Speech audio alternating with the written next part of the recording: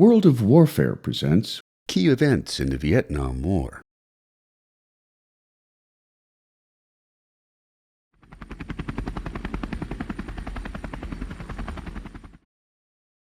Born in 1890 Central Vietnam, as a young man, Ho Chi Minh found work as a chef on a French steamer, spending several years traveling to Africa, the United States, and Europe, settling in France by 1919, where he organized a group of Vietnamese expats to petition delegates at the Versailles Peace Conference for improved human rights under Vietnam's French imperialist overlords in Southeast Asia. Inspired by Vladimir Lenin's Bolshevik Revolution, Minh joined the Communist Party in 1920, founding the Hong Kong-based Indochinese Communist Party in 1930, before traveling to Russia, Brussels, Paris, and Thailand as a representative for an international communist organization. During World War II, Minh returned to Vietnam, organizing the Viet Minh Party, or League for the Independence of Vietnam. Attempting to seek financial aid from China, Minh was thrown into prison for 18 months by Chiang Kai-shek's anti-communist government. Following Japan's surrender and withdrawal from Vietnam in 1945, Viet Minh forces seized the northern city of Hanoi, where Minh was declared president of the new democratic state of Vietnam. War would break out in late 1946 after a French cruiser opened fire on the town of Haiphong, leading to years of guerrilla-style warfare during the First Indochina War, until France's decisive loss at the 1954 Battle of Dien Bien Phu. The Americans were next in the Cold War battle against communist expansionism, sending the first aid and military troops into South Vietnam by late 1961. Known as Uncle Ho to his people, after Minh stepped down as Party Secretary General to take on more war planning behind-the-scenes activities, when American airstrikes escalated substantially in 1965 and 66, Minh sent an open letter to the people of Vietnam, stating that nothing is as dear to the heart of the Vietnamese as independence and liberation, which soon became the motto for the North Vietnamese cause. He passed away from a heart attack on September 2, 1969, 4.5 years before the fall of Saigon, making Ho Chi Minh an essential figure in Vietnam's push for independence.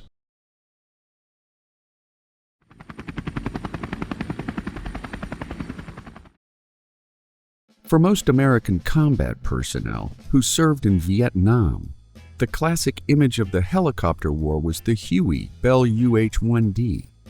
The Huey was ready to back troops up, insert or extract them from hot zones, or rush the wounded to field hospitals.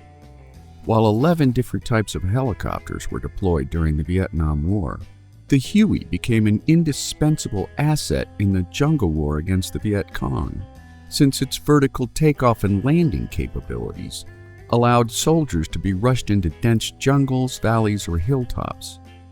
Their ability to swiftly insert or extract troops from jungle battlefields became standard practice for war in Southeast Asia, while the Huey's ability to evacuate the wounded and swiftly convey them to medical facilities proved to be the difference between life and death for tens of thousands of casualties.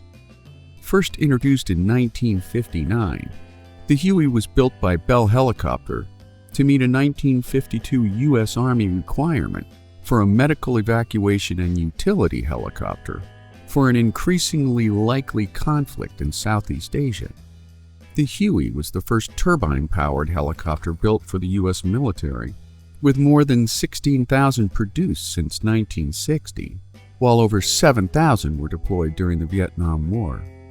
Crewed by 1 to 4 servicemen, the Huey has a maximum takeoff weight of 9,500 pounds, with a flight capacity of 14 troops or 6 occupied stretchers.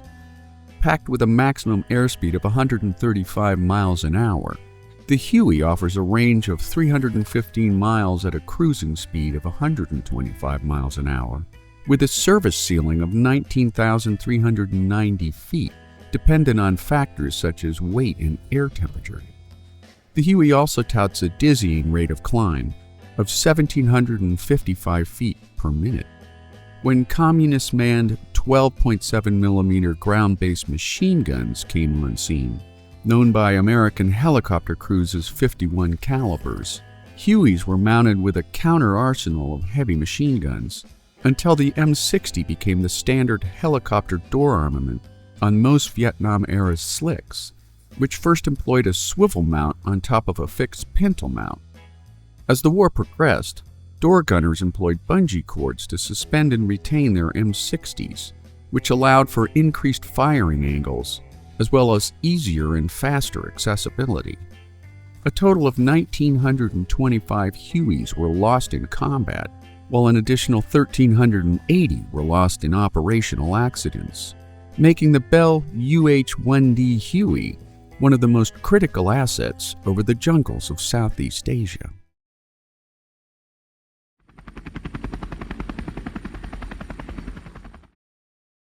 During the Vietnam War, the Ho Chi Minh Trail was a network of roads that ran from communist North Vietnam to American-backed South Vietnam, transecting the kingdoms of Laos and Cambodia in a sparsely populated mountainous region of triple canopy jungle and dense tropical rainforest.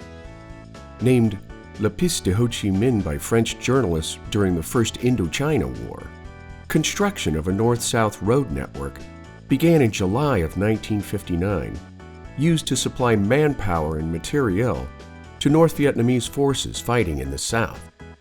By mid-1960, analysts from the U.S. Defense Intelligence Agency estimated that during the Laotian dry season, North Vietnamese soldiers and volunteers alike were moving 30 trucks a day over the trail, which far exceeded the estimates of U.S. war planners in Saigon, leading to Operation Barrel Roll beginning in mid-December 1964, which was the first systematic bombing of the Ho Chi Minh Trail by the U.S. Air Force.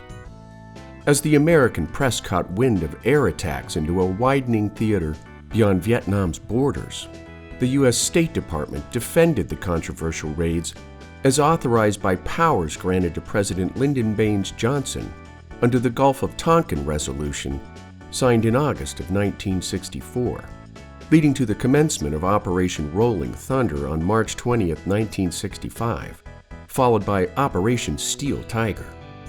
By year's end, the number of trail-focused bombing sorties flown by the Americans had expanded from 20 a month to over 1,000, while by 1969, records indicate that some 433,000 tons of ordnance fell on Laos alone.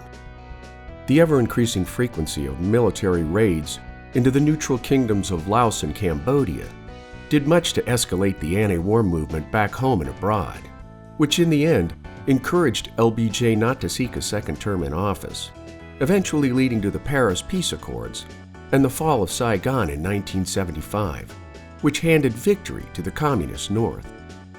According to the U.S. National Security Agency's official history of the Vietnam War, the Ho Chi Minh Trail was one of the greatest achievements in military engineering of the 20th century, despite the single most intensive air interdiction campaign in military history, making the Ho Chi Minh Trail a vital asset in the North's eventual victory in the Vietnam War.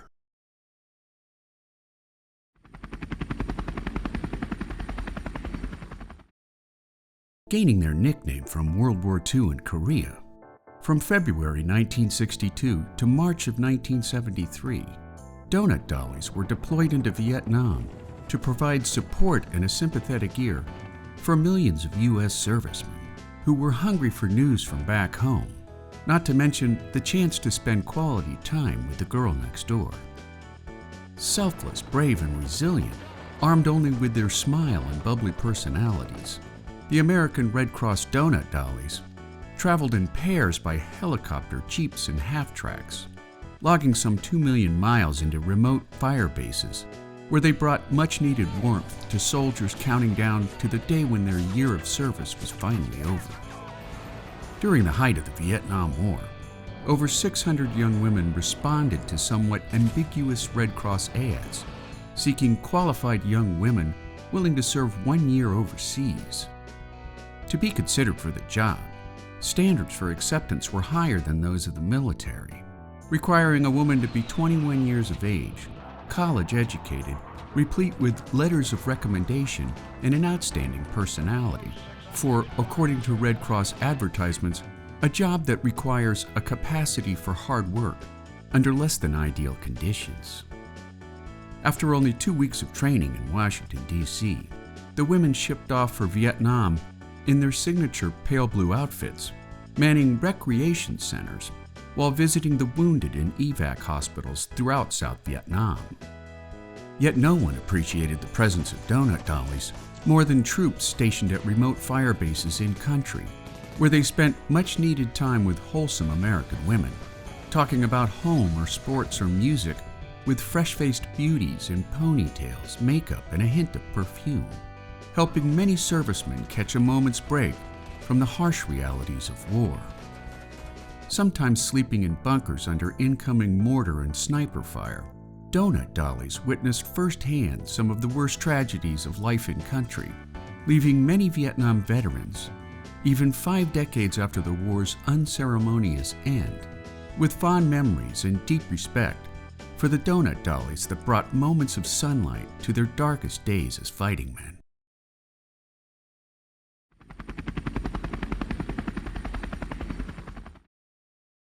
During the First World War, flamethrowers spewed ignited gasoline on enemy combatants, which proved to be of minimal effectiveness since gasoline burned out quickly. To remedy the deficiency, the U.S. Chemical Warfare Service added rubber to gasoline, producing a jelly-like mixture that burned longer and stuck to enemy combatants with more fatal consequences. But when rubber became a scarce commodity during World War II, particularly in the Pacific, a team of Harvard chemists led by Louis Fieser developed a mix of naphthenic and palmitic acids, creating a hideous yet highly effective jellied liquid that burned at 2,000 degrees Fahrenheit and stuck to human skin like glue, at the same time creating suffocating carbon monoxide gas, much like Zyklon B, which was the Nazis' gas of choice for exterminating Jews and political dissidents in World War II concentration camps. In 1965, the Dow Company, best known for their kitchen wonder product Saran Wrap, began making napalm in mass quantities for use in the Vietnam War, raising chemical warfare to new heights of inhumanity. Yet despite its obvious cruelty, napalm proved to be a highly effective weapon. From 1963 to 1973, 388,000 tons of napalm was dropped on Vietnam, compared to 32,357 tons used during the Korean War, and a mere 16,500 tons used in World War II, covering victims both civilian and military, with a viscous magma the consistency of tar, causing burn wounds generally too great for a victim to survive. First deployed during the early years of the Vietnam War in flamethrowers and flamethrowing tanks, as the war dragged on, U.S. war planners switched to carpet bombing that could leave an area as large as 2,500 square yards engulfed in unquenchable fire. Accuracy, however, proved to be an elusive objective, causing untold casualties to civilian populations in Vietnam, at the same time creating one of the most impactful weapons in the history of psychological warfare. As media coverage of the Vietnam War intensified in the United States, napalm became a rallying point for anti-war protesters, calling for a boycott of the Dow Company beginning as early as 1966. After the fall of Saigon in 1975, 5 years later, the United Nations declared the use of napalm against concentrations of civilians a war crime, making napalm one of the worst inhumanities of chemical warfare. You smell that? Napalm, son! Nothing else in the world smells like that!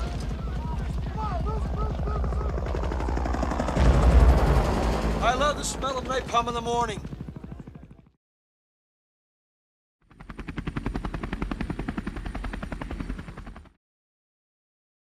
Early experience in Vietnam persuaded the U.S. Army that the Bell UH-1 transport Huey needed an air escort, prompting Bell Helicopter to step in with the company-funded Model 209 gunship development of the Huey.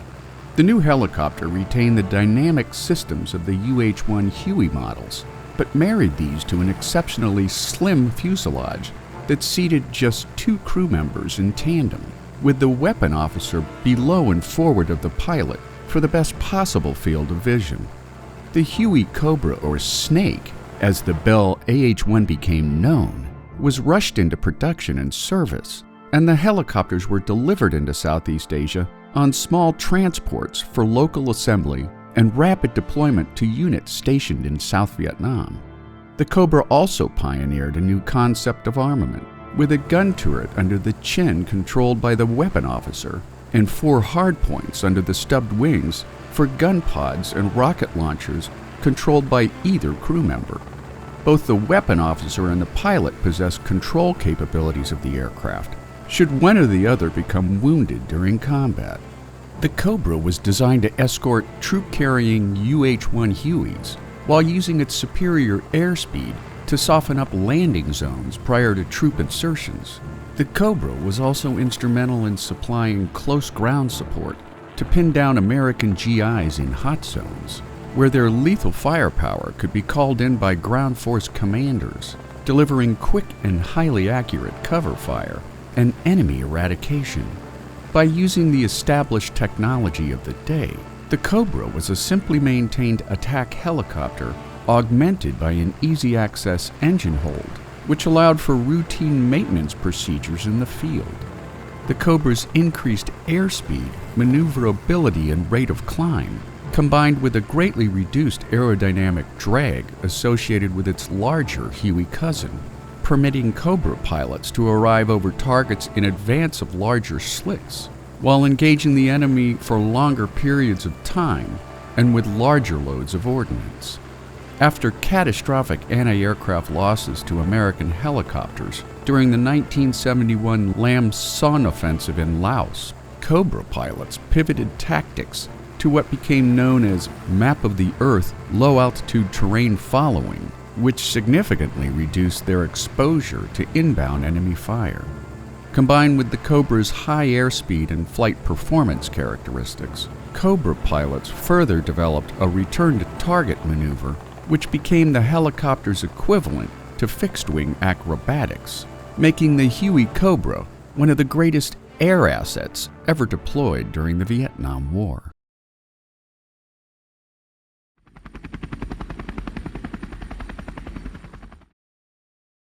In a region steeped with junglous terrain, from 1961 to 1971, the U.S. military implemented an aggressive chemical warfare campaign known as Operation Ranch Hand, dispersing some 20 million gallons of herbicides across more than 4.5 million acres of Vietnam, Cambodia, and Laos, intended to destroy forest cover and food crops that concealed and fed enemy combatants.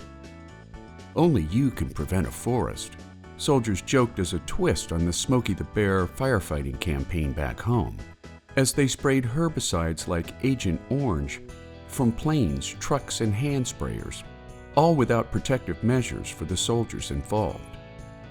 While Agent Orange proved highly effective in causing jungle plants to lose their leaves and die, the agent also delivered deadly amounts of a dioxin known as TCDD, introducing immediate and long-term consequences as the compound leached into soil and river sediments, at the same time accumulating in the fatty tissues of fish, birds, and other animals consumed by humans.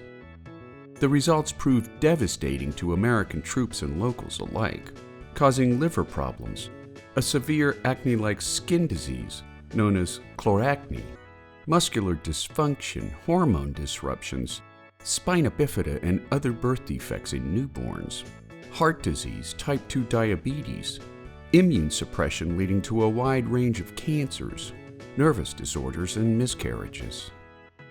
Over the years following the end of the Vietnam War, a number of class action lawsuits have been filed on behalf of veterans who were exposed to Agent Orange during their service in Vietnam. While in 1991, President George H.W. Bush signed the Agent Orange Act, which helped the VA healthcare system classify the treatment of non-Hodgkin's lymphoma, soft tissue sarcomas, and chloracne to be treated and paid for as a direct result of military service during the war years in Southeast Asia.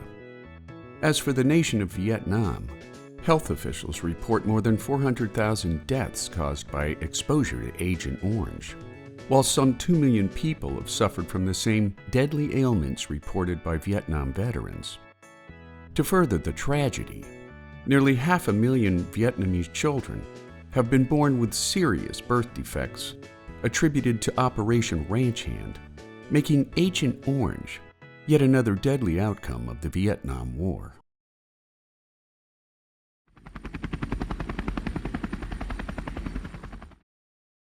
On December 22, 1962, a little more than 2 years before the United States' official entry into the Vietnam War, Captain Thomas R. Messick of the 81st Transportation Company led a top-secret mission to Quy Nhon, a 1-hour easterly flight from their Pleiku Air Base in the Central Highlands.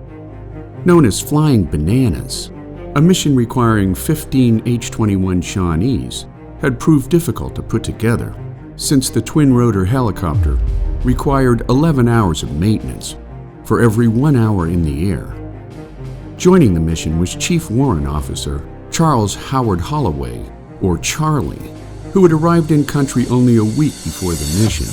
And while Charlie had been trained to proficiency on the single-rotor Sikorsky H-34 Choctaw, the company's newest pilot had only 2 hours of touch-and-go flight training in the more challenging Shawnee. Chosen as flight leader for the mission, Messick made sure Holloway flew with Chief Warrant Officer Dan Gressang, who was one of the most experienced pilots in the 81st. The mission teamed the 81st with the 8th Helicopter Company with the goal of delivering 860 South Vietnamese soldiers onto 3 landing zones north of Toi Hoa, a small fishing village along the coast. After learning that pre-insertion airstrikes were off the table, due to the belief by commanding officers that such an offensive would alert the North Vietnamese to each planned insertion site, 29 Flying Bananas onboarded 12 soldiers each for a string of insertion missions guided in by bird dog pilots flying in front of each transport group. After Messick led the first group of Bananas to their designated landing zone, they came under intense enemy ground fire despite their unannounced arrival. As Gressang and Holloway began to bug out, a bullet struck Holloway on the right side of his forehead, and while his seat harness held his unconscious body from falling forward onto the controls, the dead weight of his feet upon the pedals forced Gressang to fight for control of the aircraft. After the crew chief removed Holloway's feet from the pedals, the rookie pilot died in a medevac Huey bound for an army hospital in Nha Trang. A father of 5, 31-year-old Charlie Holloway would be the 4th Army aviator killed during the largely secret and underreported lead-up to the Vietnam War, awakening in members of the 81st, in Messick's own words, that we had not fully realized that we were no longer training for war, but were now in a war. On July 4, 1963, Airbase Pleiku, headquarters of the 52nd Aviation Battalion, was renamed Holloway Field, while the surrounding base was later renamed Camp Holloway, making the mission to Toi Hoa an early wake-up call for American fighting men in Southeast Asia.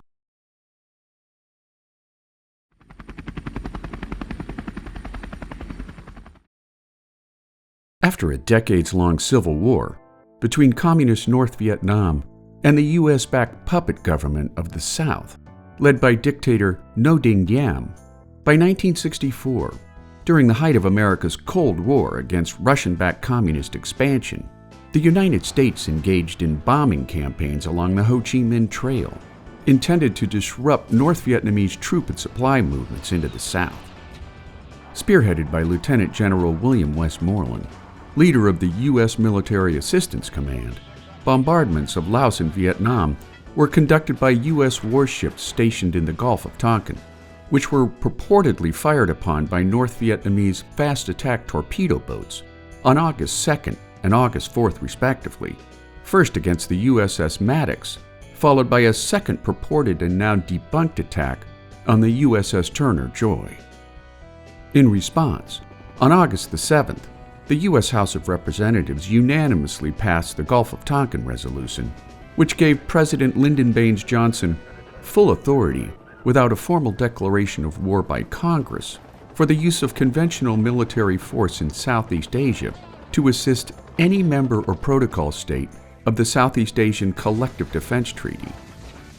The resolution was further ratified by the U.S. Senate, including 2 opposing votes by Oregon Senator Wayne Morse and Arkansas Senator Ernest Gruening, the latter objecting to, in his words, sending our American boys into combat in a war in which we have no business. Even before the Gulf of Tonkin Resolution was signed into law, President Johnson took to the airways on August 5th, informing the American public about the alleged attacks on American naval assets in the Gulf of Tonkin, announcing his intention to retaliate for the unprovoked attacks, effectively kicking off the decades-long Vietnam War, which would lead to the deaths of 58,220 Americans, 200,000 South Vietnamese soldiers, as well as 1.2 million civilian casualties. The Vietnam War escalated substantially on February 13, 1965, when the U.S. military launched Operation Rolling Thunder, which was a large-scale bombing campaign of North Vietnamese targets that would persist for the next 2 years. 10 years later, the war would come to a close during the North Vietnamese Spring Offensive of 1975, leading to the fall of Saigon and America's unceremonious exit from Southeast Asia, making the Gulf of Tonkin Resolution an incendiary event in 20th century history.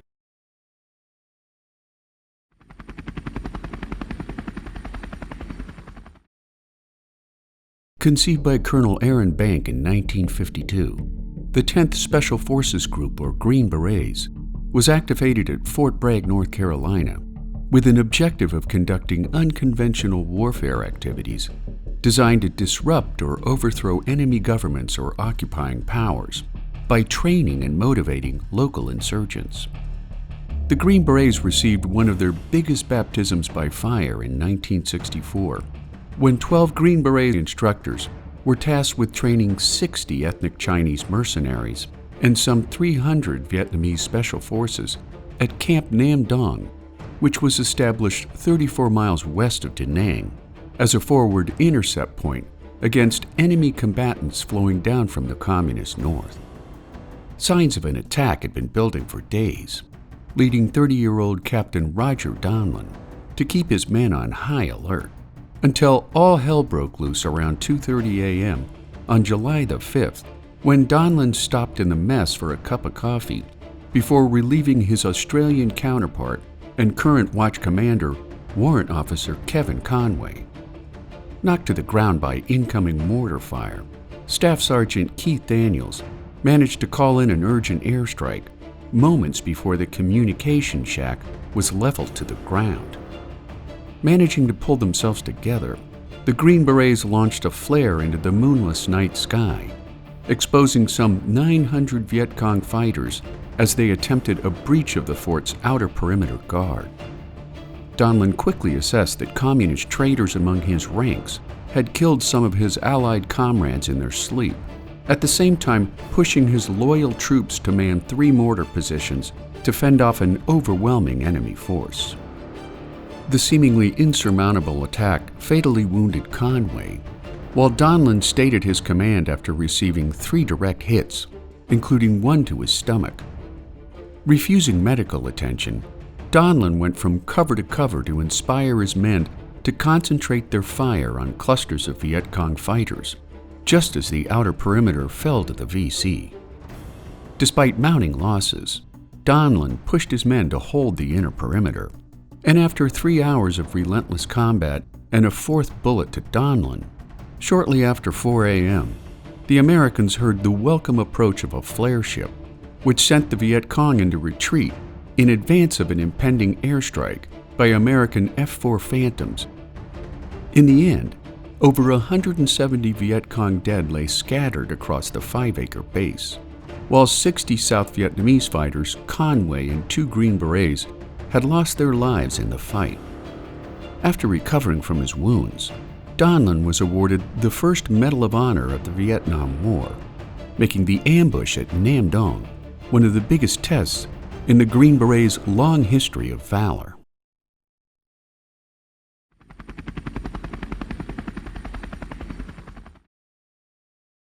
Establishing a base of operations near the South Vietnamese village of Nguy Dat between April and June of 1966, the 1st Australian Task Force, or 1ATF, moved all the inhabitants of Long Pharoc and Long Hay into resettlement camps well away from their base, establishing a free fire zone for the protection of locals and Australian military personnel alike. By mid-August of that same year, Australian intelligence confirmed that the Viet Cong, or VC 275th Regiment, and the People's Army of Vietnam, or PAVN D445th Battalion, had taken up positions north of Long Tan, closing to within a mile of Nguy Dat on August 17th, before opening fire on the Australians' base with conventional artillery and mortar fire. While the enemy's position remained outside the range of 1ATF artillery positions at Nguy Dat, a second advanced artillery unit quickly silenced the enemy's fire. On the morning of August 18th, a patrol was sent out to locate enemy firing positions and to establish the direction of the VC's retreat, eventually locating weapons pits and mortar positions before coming under fire by an unexpectedly robust VC fighting force. Quickly assessing the enemy's numerical advantage, combat leaders called in artillery support, enduring heavy fighting as the VC attempted to decimate the now surrounded men of the Royal Australian Regiment D Company. Fighting not only an overwhelming enemy force, but darkness, rain, and mud, the desperate men of 1ATF eventually received a resupply drop by 2 UH-1B Iroquois from the 9th Squadron of the Royal Australian Air Force, followed by ground reinforcements from Nguy Dat later that night, which pushed the VC into an all-out retreat. By sunrise the next day, Australian forces had pulled back to establish a defensive perimeter at Long Tan, evacuating casualties as they assessed their unexpected survival. Australian losses stood at 18 killed in action, with an additional 24 wounded, while post-war VC and PAVN sources point to 50 killed in action for the North Vietnamese, with another 100 wounded. While 1ATF initially considered the Battle of Long Tan a resounding defeat for Australian forces, the action was later deemed a strategic victory, since the battle managed to repel the VC's planned assault on Nguy Dat, making the Battle of Long Tan yet another harrowing event during the bloody years of the Vietnam War.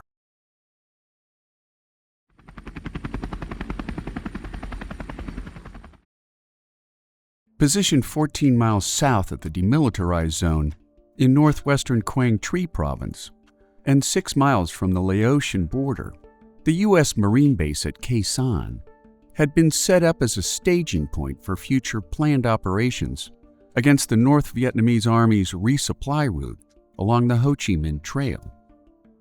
The Khe Sanh Combat Base, known as KSCB, was defended by 2 regiments of the U.S. Marine Corps, elements of the U.S. Army and Air Force, as well as a small contingent from the Army of the Republic of Vietnam, or ARVN.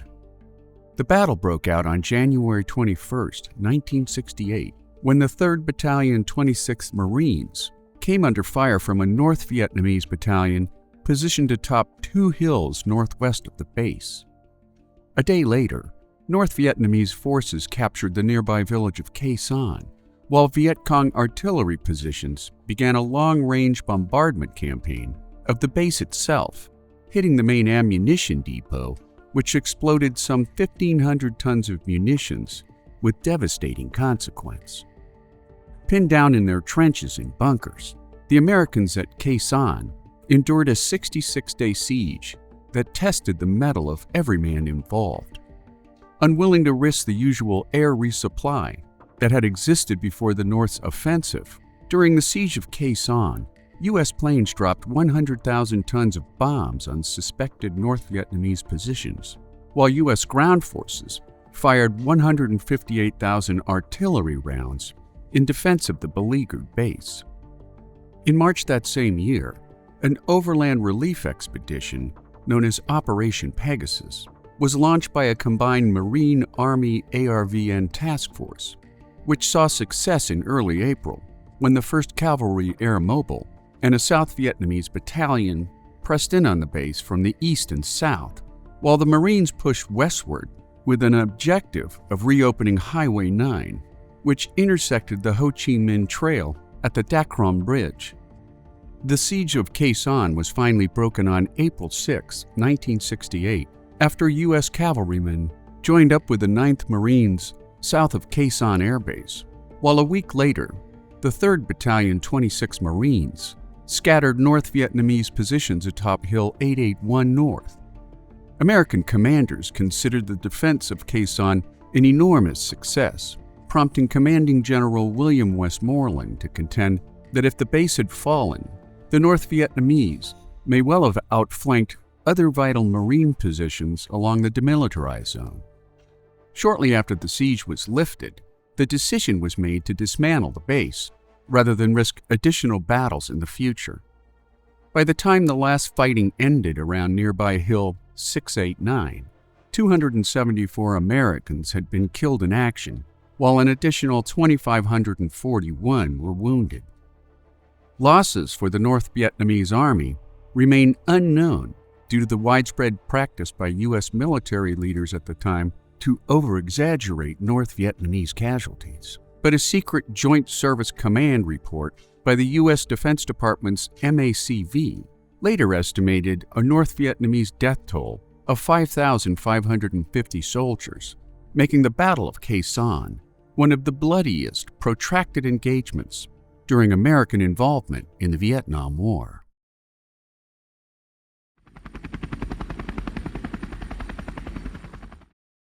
During the Tet Lunar New Year celebration, in the late night hours of January 30th, 1968, the Viet Cong invaded every major city in South Vietnam.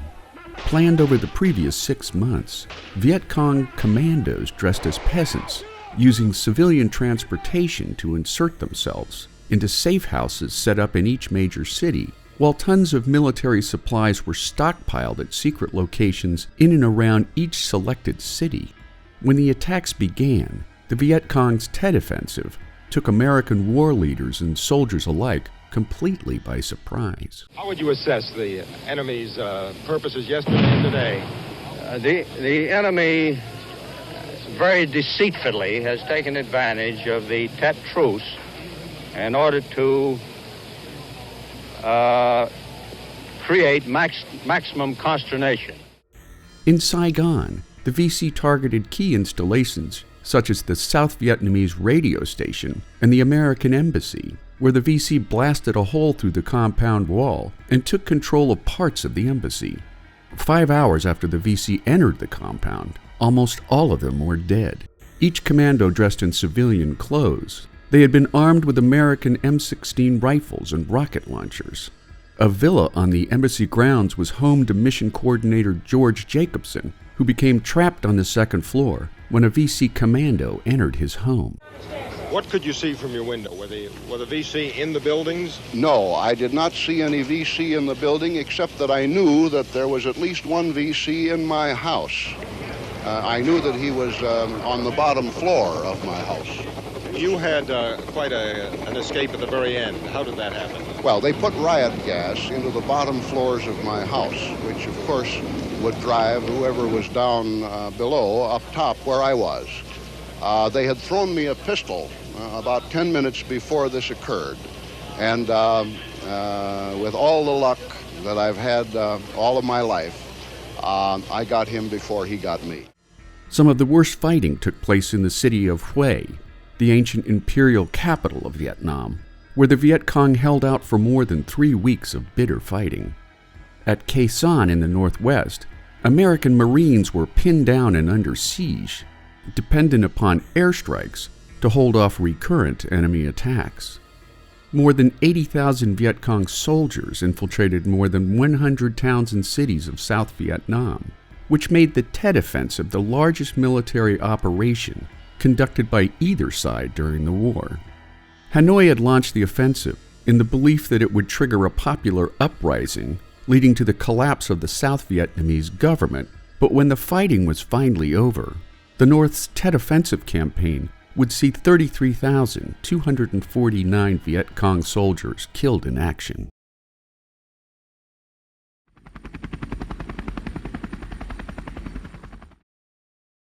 After U.S. military intelligence assessed a high likelihood that 55 American prisoners of war were being held at Son Tai prison camp near the North Vietnamese capital of Hanoi, 6 in need of immediate medical attention, President Richard M. Nixon asked Pentagon war leaders to explore some unconventional rescue ideas to bring our boys home.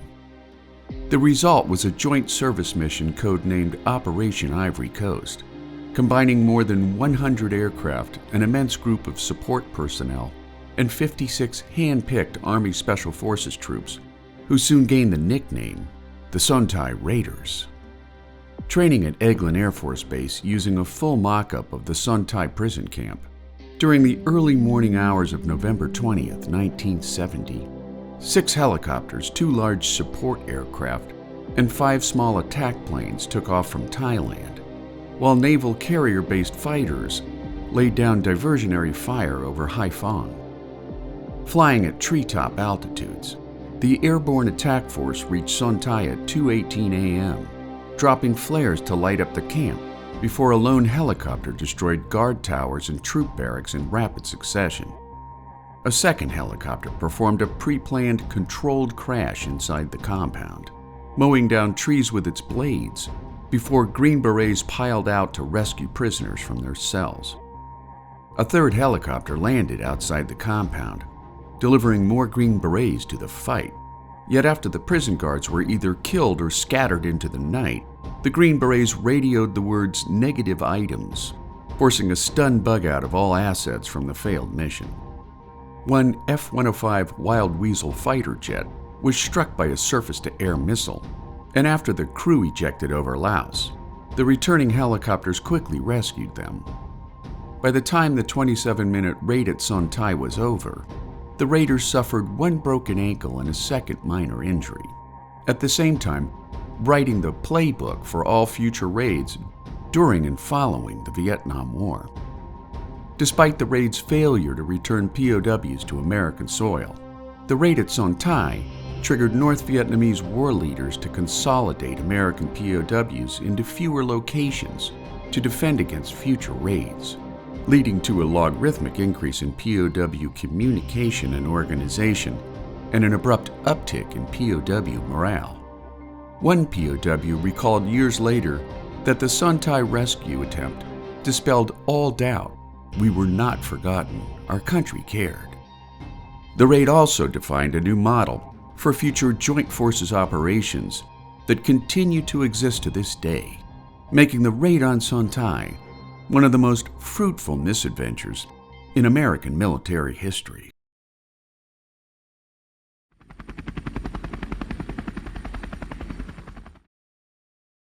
After the North Vietnamese Tet Offensive of 1968, which took American and South Vietnamese forces by complete surprise, by late 1971, U.S. Commander General Crichton Abrams and other top military leaders believed another offensive by the Communist North was in the planning stage, if for no better reason than to strengthen their bargaining power at the ongoing Paris Peace Accords. From a timing standpoint, Crichton believed the North Vietnamese would launch another Tet-style offensive on or near the January 31st celebration, but instead, the enemy attacked with unexpected ferocity in what became known as the Easter Offensive. beginning on March 30th and ending on October 22, 1972. The Easter Offensive began when North Vietnamese forces engaged in a simultaneous three-front invasion of South Vietnam, characterized by conventional infantry armor assaults backed by heavy artillery. Employing some 200 to 300,000 North Vietnamese soldiers, an invasion force not seen since the Korean War, when some 300,000 Chinese troops crossed the Yalu River into communist-backed North Korea. Conceived by North Vietnamese military planners, the 1st Corps Tactical Zone soon overran South Vietnamese defensive positions in a month-long battle that saw the city of Quang Tri fall to Northern forces, before moving south toward the city of Hue. At the same time, the North Vietnamese 2nd Corps Tactical Zone advanced toward Con Tom City in an attempt to split South Vietnam in two, while the 3rd Corps Tactical Zone saw North Vietnamese forces take Loc Ninh before advancing on the capital of Binh Long Province at An Lac. As the offensive unfolded, April proved to be a month of advances for the North, while May witnessed a period of defensive equilibrium and resupply for the North's newly captured territories. June and July, likewise, saw a period of counterattacks by American and South Vietnamese forces, leading to the September recapture of Quang Tri. And although early North Vietnamese successes were deemed impressive, the North Vietnamese experienced high casualty rates due to inept tactics and the increasing application of U.S. and South Vietnamese air power, culminating in Operation Linebacker, which was the first sustained bombing of North Vietnam since November of 1968, making the Easter Offensive of 1972 one of the deadliest events in the Vietnam War.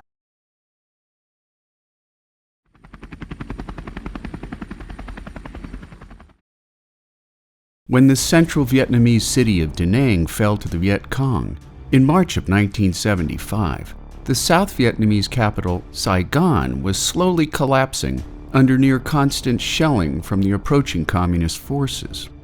In response, U.S. President Gerald Ford announced that the U.S. government would begin evacuating orphans from Saigon on a series of 30 planned flights aboard military cargo aircraft operated by the 62nd Airlift Wing of the United States Air Force. Child services organizations joined forces with the U.S. military to airlift more than 3,300 babies out of Vietnam, delivering orphans into the waiting arms of couples in the West, at the same time cementing the record for the largest act of adoption in known human history.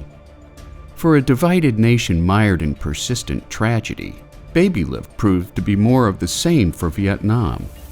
When the first C-5A cargo plane left Tan Son Nhut Airport shortly after 4 p.m. on April 4, 1975, 12 minutes into the flight, there was an explosion that tore the lower rear fuselage apart, causing the loading ramp door to open and separate. A rapid decompression followed, along with trim, rudder, and elevator cable separation, which turned the doomed plane into a flying brick.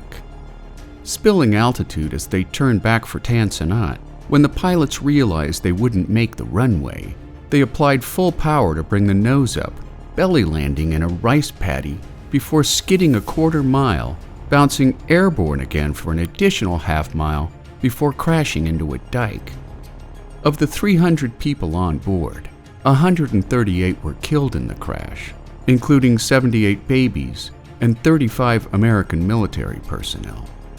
When American businessman Robert Macaulay learned that it would take more than a week to evacuate the remaining orphans due to the lack of military transport planes, he chartered a Boeing 747 from World Airways and arranged for 300 more orphans to leave the country, paying for the trip by mortgaging his home. Operation Baby Lift flights would continue until artillery attacks by Viet Cong military units closing in on Tan Son Nhut Airport made additional flights impossible. By the fall of Saigon on April 30, 1975, Operation Baby Lift, along with Operation New Life, witnessed the successful evacuation of over 110,000 at-risk refugees from South Vietnam.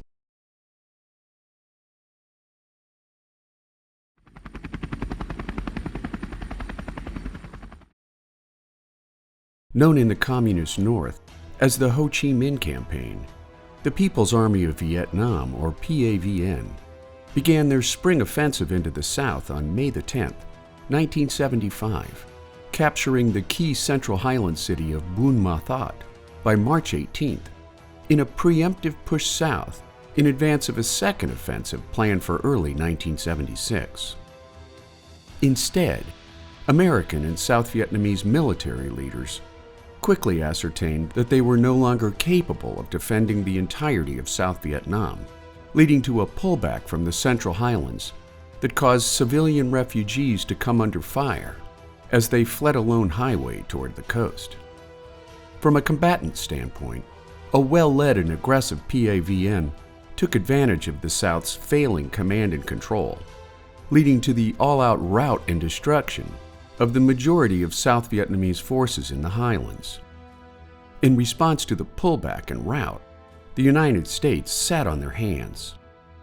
As the South's Army of the Republic of Vietnam, or ARVN, devolved into a disorderly and panicked withdrawal, they abandoned Kon Tum and Pleiku as they fled deeper south, leading the North Vietnamese to press their attack from the west and the north, capturing Quang Tri, Hue, and Da Nang in a rapid succession of coastal offensives. Caught off guard by the ARVN's unexpected collapse, North Vietnamese military leaders transferred the bulk of its northern troops more than 350 miles to the south, in an all-out push to win the war in time for a posthumous celebration of Ho Chi Minh's birthday.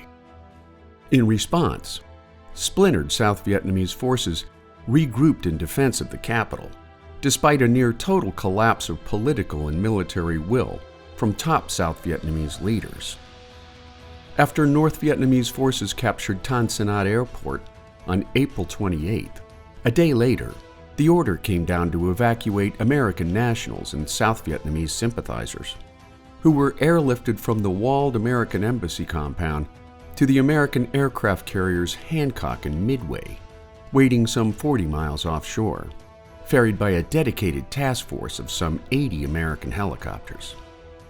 On April 30th, as the last U.S. Marines took to the rooftop of the embassy in hopes of their own Hail Mary evacuation, North Vietnamese tanks and troop carriers stormed into the city, leading to the fall of Saigon and a long overdue end to the Vietnam War.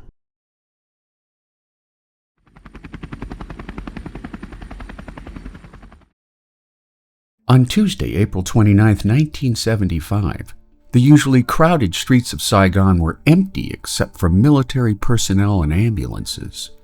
The attack by North Vietnamese forces at Tan Son Nhat Airport the day before has left the city in a 24-hour lockdown. With communist forces pressing in on downtown Saigon, the order to evacuate American nationals and South Vietnamese sympathizers was given. The original plan was to bus the evacuees to Tan Son Nhat Airport until it too came under fire by the communist building offensive. Journalists filming the air attacks witnessed a North Vietnamese helicopter go down by the presidential palace. At least 10 people died in the crash. American Ambassador Graham Martin took personal control of the situation. Amidst tremendous confusion and a total breakdown in military protocol, a steady procession of helicopters began landing within the relative safety of the walled American embassy compound.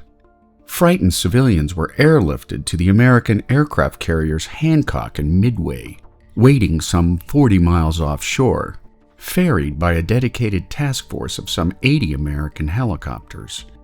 Many of the surviving evacuees recalled that the most unnerving part was waiting for a ride to safety, all the while hearing artillery fire in the near distance, which only amplified their fears that the airlift would suddenly come to an end should the communists overtake the city.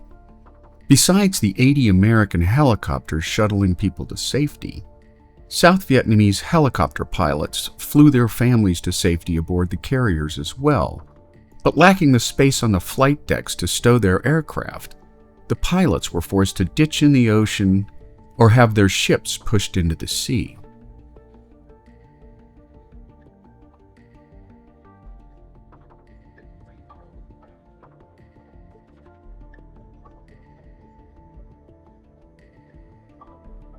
In all, approximately 7,000 people, most of them Vietnamese, were airlifted to safety during the 12-hour operation known as Frequent Wind.